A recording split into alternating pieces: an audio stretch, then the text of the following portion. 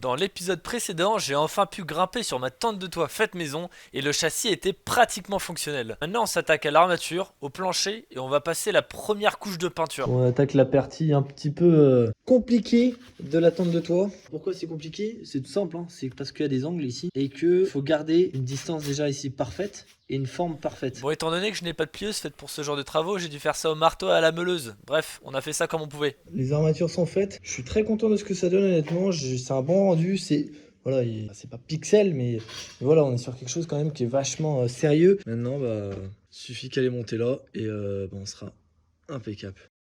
C'est bon, c'est fait, c'est fini. Il y a du pivot. Bon, maintenant, faut voir. C'est tout l'ensemble ferme nickel. Conclusion, c'est pas ce que je voulais. On voit que ça ferme pas bien ici.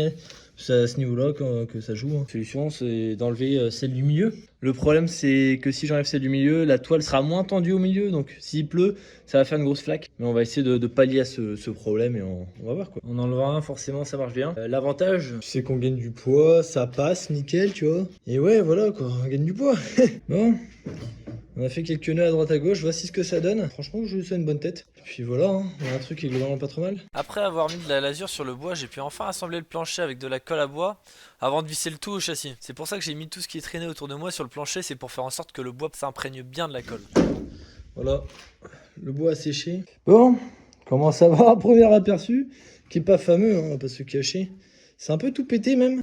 On a tous remarqué qu'il y avait vraiment un gros problème au niveau de la longueur de la tente. Donc je vais sûrement faire un peu de couture pour régler ce problème, parce que sinon, ce sera jamais étanche. On s'attaque à tout ce qui est peinture maintenant, parce qu'on voit que ça commence un peu à rougir ici. On va passer un coup sur toute cette saleté, sur toutes les soudures qu'on a fait encore, voir si les soudures sont vraiment bonnes.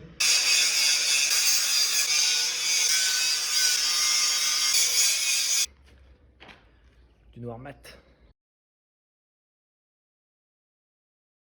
Bon, la première couche est finie. Impeccable, on a un rendu qui est globalement pas trop mal. Et enfin voilà le résultat, je suis assez content de la couleur quand même. Là, on commence à fixer un peu les planchers. Voilà comment ça marche. Là, on a des petites vis à droite à gauche. Et en fait, c'est parce que j'ai mis ce genre de pièces là. On va mettre des riselons ici qui vont servir un peu à prendre les chocs en fait.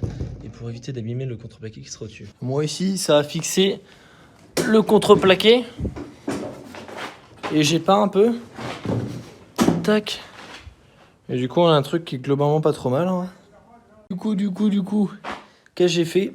J'ai ajouté cette barre d'aluminium ici pour cacher un peu, tu sais, la découpe qui était un peu mal faite. Petit aperçu de ce que j'ai fait cet après-midi.